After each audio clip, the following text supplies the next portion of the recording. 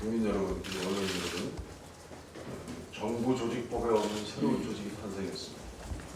새로운 비밀기관이 탄생했다는 것을 알려드립니다. 바로 국사정보원입니다. 국사통참위원회가 그렇게 바뀐 것 같습니다. 지필진 응모 현황도 비밀입니다. 지필진 심의위원도 비밀입니다. 모조리 비밀입니다. 국사정보원이 하는 일입니다. 간부급 인사의 신상이 공개되고 조직도가 대략 알려진 국가정보원보다 더 비밀입니다. 이 국가정보원 앞에 새겨진 머리말에는 이렇게 되어 있습니다. 애국은 국력이다. 왜곡은 국력이다. 이 국사정보원의 원어를 제가 한번 들어볼까요? 우리는 음지에서 지필하며 양지를 어지럽힌다. 이렇게 되면 딱 맞을 것 같습니다. 탈법, 편법적인 행태를 넘어서 엽기적인 행태를 보이고 있는 국정화 강행 조치, 이 한마디로 아이들 보기가 창피합니다.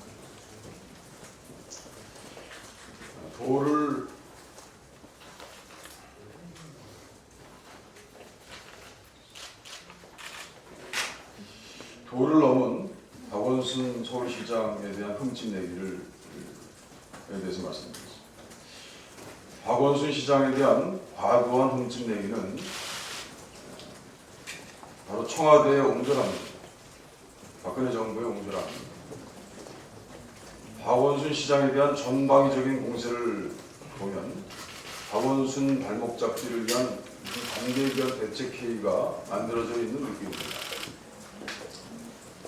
노무현 정부 때 당시 이명박 서울시장의 대권 도전 프로젝트라고 누구나 다 짐작하고 있었던 우리 청계천 사업에 대해서 어떻게 했습니까?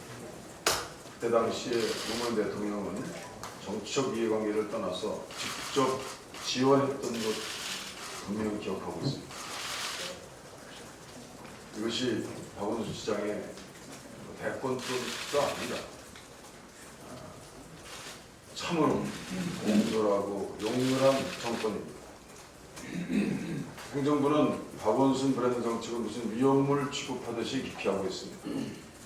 안전 문제로 철거해야 할 서울역 고가를 도심 재생 프로젝트로 활용하려는 서울역 7071 프로젝트는 납득하기 어려운 이유로 서울지방경찰청이 제기하고 있습니다. 경찰청 본청도 아닙니다. 누가 있겠습니까? 이게 바로 청와대가 있는 것입니다. 서울시 자체 예산인 2020 서울형 청년보장 정책에 대해서도 최경환 부총리가 선심성, 선거형 이런 말 떠들어가면서 연일 제동을 걸고 있습니다. 남이 하면 파퓰리즘이고 자기가 하면 패트리어티즘. 이것이 박근혜 정부 주변을 떠들고 있습니다. 고위 관료들에게는 인사고파수가 아마도 박원순 때리기에 하나 목에 들어있는 것 같습니다. 몇 점이 해당되는지는 잘 모르겠습니다. 새누리당이 서울의 내년 총선은 박원순 시장과의 싸움으로 규정한 직후에 본격화된 점에 대해서 저희는 주목합니다. 온라인에서는 개인과 가족관계를 날조한 찌라시가 은밀히 유포되고 있습니다. 서울시 청사 주변 시장과 관련 있는 장소에서는 박원순 피켓팅이 연일 벌어지는 모습을 볼 수 있습니다. 박원순 시장의 일거수일투족을 스토킹 수준으로 강행하고 있습니다. 정부 여당의 선거 공학적인 박원순 이즘의 피해자는 누구겠습니까? 서울 시민입니다. 우리 당은 박원순 시장에 대한 비겁한 정치 공작에 당을 맞서겠습니다. 박 시장의 정책을 적극 지원해서 서울 시민들에게 그 성과가 돌아가도록 하겠습니다. 총선에만 올인하는 박근혜 정부에 대해서도 한 말씀 안내하십시오. 경제 전망이 갈수록 어두워지고 있습니다. 그런데 친박 세력에게는 현 시기는 상황 정치 준비기입니다. 요즘 박근혜 정부는 인사부터 예산까지 온통 총선용 일색입니다. 청와대가 총선용 단명장관을 만들더니 남은 국무위원도 줄줄이 청와대복 공천 대기표를 딱 뽑고 기다리고 있습니다. 국무회의가 아니라 마음은 콩밥 회의입니다. 선거주무장관 정종석 행정부 장관도 말을 바꾸면서 사퇴했습니다. 선거법 위반 논란이 있었던 총선 필승, 그 머릿속에 아직도 분명히 남아있지 않습니까? 그 건배사, 거기에 생략되어 있던 주어가 사실은 자기 자신이었음을 명백히 보여주고 있습니다. 또한 출마를 노리는 경주에 특별교부세 28억 예산 폭탄을 투하했습니다. 그러니까 또 최근에는 대구에 출마한다는 얘기를 하고 있습니다. 복지는 예산 부족을 핑계대면서 외면하고 친박 필세 총선용 예산 폭탄은 천문학적 수준입니다. 최경환 경제부총리 지역구인 하양 안심 복선전철 사업 2015년 예산의 영원이었는데 이것이 288억 원으로 순증됐습니다. 대표적인 최경환 표 예산 대구권 광역철도 사업도 당초 12억 원에서 168억 원으로 크게 뛰었습니다. 또 이 TK 지역에만 선심성 SOC 예산이 6천억가량, 6천 원이 아닙니다. 6천억 원 증액됐습니다. 정확히는 한 5,593억인데요. 아마도 더 늘어날 것입니다. 이런 와중에 위안부 할머니들 생활비 지원마저 끊으려고 했습니다. 정부 여당에게 표를 주는 특정 지역 유권자만 국민으로 보는 것 같습니다. 장관은 총선 이력을 채우기 위한 스펙 쌓는 자리가 아니고 국민 열세가 친박 실세들 선거 쌈짓돈이 되어서도 아니 되고 정종석 특별교부세 28억, 지역구 최경환 지역구 예산 288억, 168억 이 모든 것들 국민 눈높이에서 원점 재검토해야 된다고 봅니다. 이상입니다. 네, 다음은 최재천 정책위원장님의 발언 듣겠습니다. 길어요.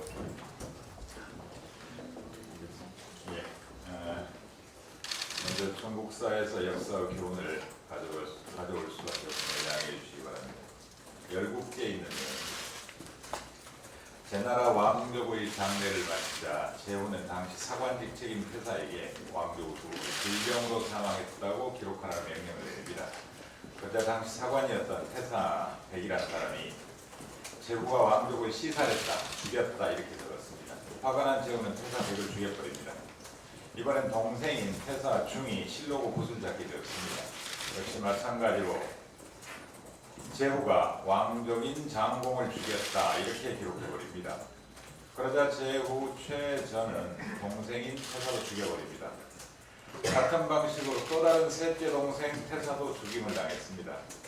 당시 사관은 워낙 중요하고 전문적인 직책이라 가업으로 계승하고 있었던 모양입니다.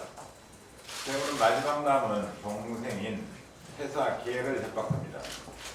내 세 형이 내 말을 듣지 않다가 죽었다. 그러니 너는 내가 지시한 대로 역사를 써라. 사관들이 모두 죽음을 당했다는 소문을 듣고 실록과 관련된 또 다른 신하 남사가 대궐로 급히 달려오다가 막내 동생인 사관 태사계를 만났습니다. 어디를 그렇게 급히 가십니까? 태사계가 물었습니다. 아니 당신들 형제가 전부 다 죽었다고 해서 혹여 실록이 왜곡될까봐 달려온 곳이라고 나라도 다르게 기록을 남겨야 되지 않겠소? 이랬습니다. 이러자 막내 동생인 태사계가 말없이 자신이 썼던 축간을 그 신하에게 보여줍니다. 그 신하는 축간의 기록에 왜곡이 하나도 없는 것을 보고 그제서야 고개를 끄덕이며 집으로 돌아갔다라는 옛 이야기가 있습니다. 역사 편찬위 의원의 오만과 방종이 부끄럽습니다. 정치 권력의 뒤에 숨어 익명과 밀행성으로 역사를 낙서할까 두렵습니다. 지식의 배신이요 지성에 대한 배반입니다. 역사와 신에 대한 배신이요 배반입니다. 두 번째 꼭지입니다. 한국은행, IMF, 국회 예정치에 의해서 OECD도 올해 한국 경제의 성장률을 2%대로 전망했습니다. 행정부만 여전히 3%대 성장이 가능하다고 거짓말합니다. 치명적 저성장 국면입니다. 경제위기는 삶의 불안으로 이어집니다. 사회경제적 양극화는 극도로 강화되고 있고 불평등은 고착화되고 있습니다. 현 행정부의 명백한 정책 실패요, 민생 실패입니다. 근본적으로 정치 실패입니다. 6월 말 현재 우리나라 가계가 짊어진 부채 총액은 무려 1,130조 원입니다. 30대 그룹의 22%, 금융기관을 제외한 상장사의 30%가 빚으로 연명하는 한계 기업입니다. 비정규직은 끝간되었고 임금은 전혀 생활의 기초가 되지 못합니다. 제대로 된 일자리는 늘어나지 않고 있습니다. 미래에 대한 불확실성, 고용 불안, 전월세 파동에 따른 주거비 급증, 사교육비의 덫에 빠져 내수는 절벽입니다. 한국판 블랙프라이데이는 언발의 오줌 누기일 뿐이었습니다. 0%대 성장이던 수출도 3분기에는 마이너스로 추락했고 중국 경제는 갈수록 어렵습니다. 올 10월까지 신용 등급이 감등된 국내 기업은 외환위기 때인 1998년 이후 최대치입니다. 성장의 사다리는 꺾인 지 오래고 부의 선순환은 차단되었으며 신분 상승의 사다리는 걷어차였고 사회의 지속 가능성은 멈추기 일보 직전입니다. 한국 정치는 시대와 시민의 삶에 대한 예측 능력을 상실했습니다. 예언자적 사명은 이미 포기했고 그저 정치 권력에 집착할 뿐 역사와 시민의 삶에 대한 어떠한 책임의식도 방기하고 있습니다. 행정부와 여당은 더 이상 총선에 대한 집착에서 벗어나 한반도 지정학적, 지경학적 현실과 과거와 미래의 사이에선 한국인의 오늘의 삶에 대해 성찰해야 합니다. 총선에 대한 망상을 내려놓고 정부 실패, 민생 실패에 대해 통찰해야 합니다. 역사전쟁, 당내 기득권 전쟁으로 세월을 희롱하는 사이에 주권자인 시민의 삶은 나락으로 떨어지고 있습니다. 경제적 기본권으로부터 배제된 삶이야말로 우리 시대의 살인이라고 교황 성악께서는 말씀하신 바 있습니다. 이런 시대에 누가 결혼을 하고 누가 아이를 낳고 누가 내 삶의 철학과 비전에 대한 긍정적인 태도를 견지해 나갈 수 있겠습니까? 먼 훗날 눈 맑은 사관이 있다면 이 시대의 역사를 무능과 무책임으로 점철된 비극으로 기록할 것입니다. 이상입니다. 네, 다음은 이석현 부의장님의 말씀이 있겠습니다.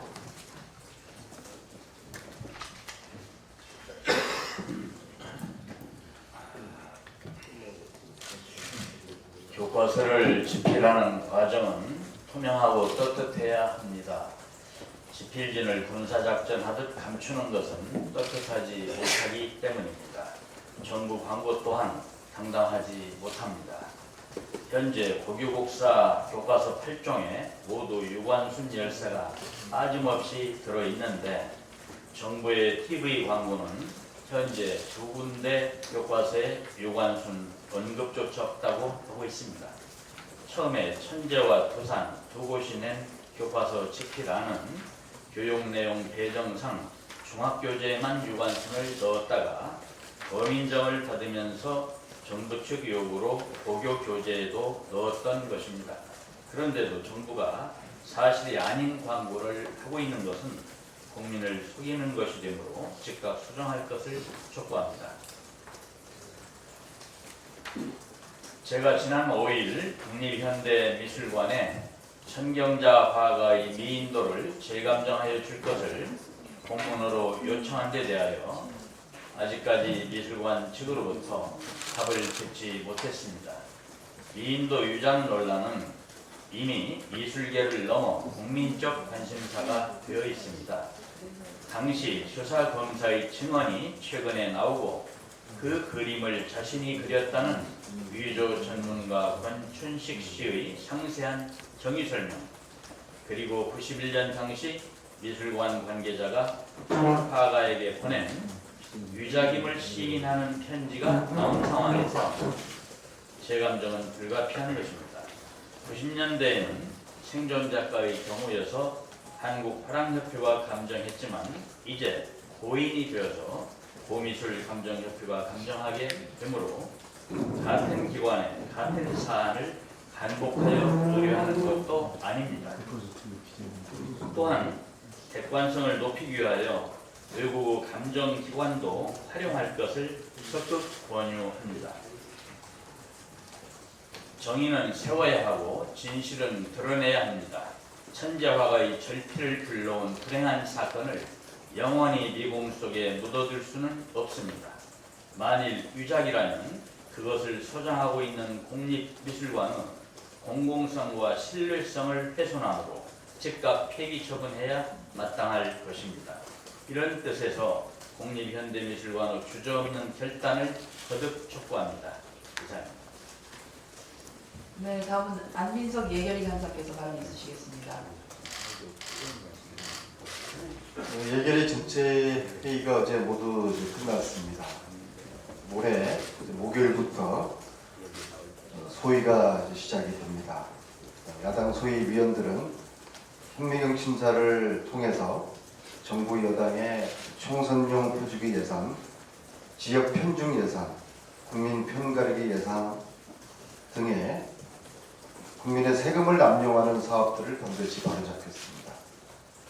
특히 기획재정부는 TK 지역 SOC 예산을 국토부가 요구한 액수보다 정확히 7,800억을 정액 배정하였습니다. 구체적으로 대구선 복선 전철에 대한 국토부 요구안은 애초에 700억이었지만 기재부는 3배를 늘려잡았습니다. 부산, 울산 복선 전철 예산 경우에도 애초에 2,300억이었지만 1,000억 이상 늘어났습니다. 그리고 대구 순환 고속도로 예산도 750억에서 2배 이상 늘어났고 포항 삼척 철도 건설 예산도 4,600억에서 1,000억이 늘어났습니다. 그래서 전체적으로 7,800억, 약 8,000억이 셀프 정액 배정을 하였습니다. 8,000억의 정액 액수는 지금 문제가 되고 있는 누리과정 예산 중에서 절반가량에 해당되는 서울 경기의 보육 예산을 보완할 수 있는 그런 액수고 청년 일자리가 약 10,000개가량 늘릴 수 있는 그런 액수입니다. 특히 TK 지역은 최경환 기재부 장관을 비롯해 박 대통령 측근들이 대거 출마할 가능성이 큰 곳입니다. 그런데 충청과 호남 지역 예산은 각각 1,391억 그리고 569억이 줄었습니다. TK 지역만 8,000억 가량이 증가한 것을 볼 때 총선용 예산 배정이라는 비난을 피하기 어려울 것입니다. 이처럼 현 정부 형태를 보면 전종석 장관의 경주특별교부금 폭탄 투하에서 보듯이 일국의 장관 자리를 총선용 징검다리로 쓰고 예산도 민생은 뒷전이고 여당 어석수 누리기에 연연하는 총선용 예산이 다수입니다. 좌시하지 않겠습니다. 실제로 국민들의 소중한 세금이 절실히 필요한 것은 따로 있습니다. 기재부가 단 한 푼도 반영하지 않아서 지방교육 재정을 벼랑 끝으로 내몰고 있는 누리과정 예산이나 어르신들을 위해 꼭 필요한 경로당 냉난방비 지원 예산이 그러한 것입니다. 저희 예결위 야당 소위 위원들은 내년도 예산안이 총선용이 아닌 정말 민생을 위한 예산, 서민들과 우리 사회 얼들을 위한 예산이 될 수 있도록 최선을 다하겠습니다. 이상입니다. 네, 다음은 이춘석 수석 부대표님의 발언 있겠습니다. 국민들에게 정치를 못하게 했더니 이번에는 교박을 뜨겠다고 합니다. 그런데 경찰은 왜 뺍니까? 서운하게. 그럴 바에야 민정, 검찰, 경찰, 국세청, 감사원 등 사정기관장 모두를 집행질진으로 참여시키고 한 챕터씩 떼주시는 것이 어떨지요. 국민을 위해 대통령을 뽑는 것이지 대통령을 위해 국민을 뽑는 나라는 없습니다. 이 의견을 다시 한번 새겨해 주시기 바랍니다. 국회가 민생을 챙기겠다는데 자꾸 청와대가 방해하고 있습니다. 예산 챙기고 법안 챙겨도 모자랄 판에 정기국회 일정을 모두 인사청문회로 전부 치르게 생겼습니다. 장관 중에 출마하지 않은 사람이 대체 누구입니까? 이분들이 약속이라는 듯이 다 TK로 몰리는 것도 수상한 일입니다.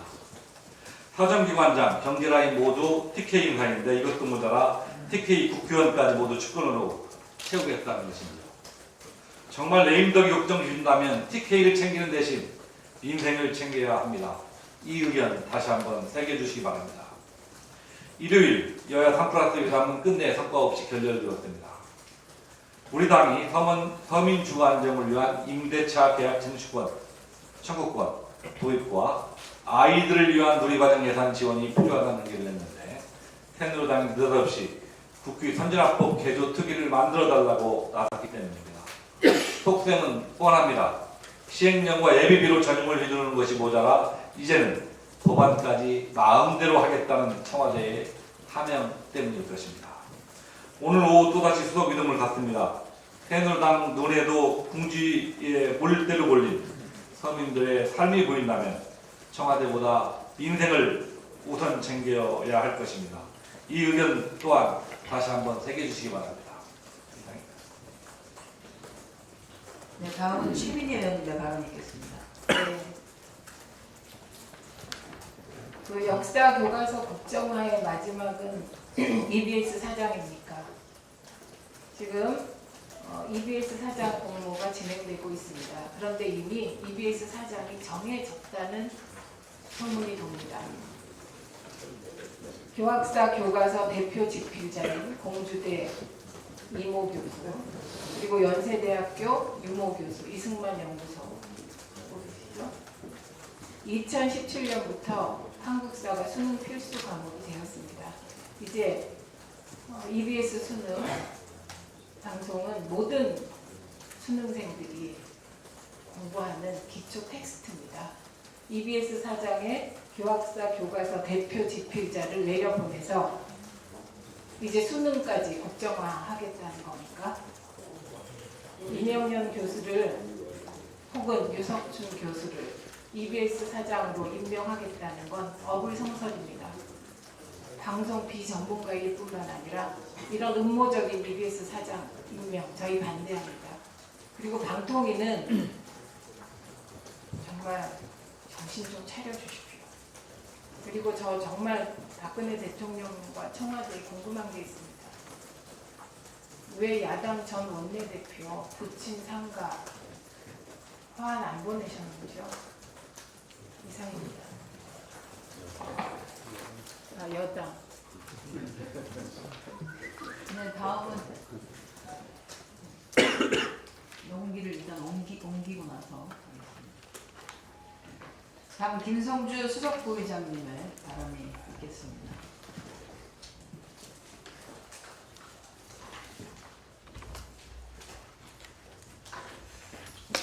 국정교과서 발행 비밀 작전이 진행 중입니다. 누가 쓰는지 어떤 논으로 만드는지 완전 비밀입니다. 어제 예결위 전체 회의에서 황교안 총리는 왜 국정교과서 필지를 공개하지 않느냐라고 하는 저희 질문에 검인정 교과서 필진도 공개하지 않는다고 답했습니다.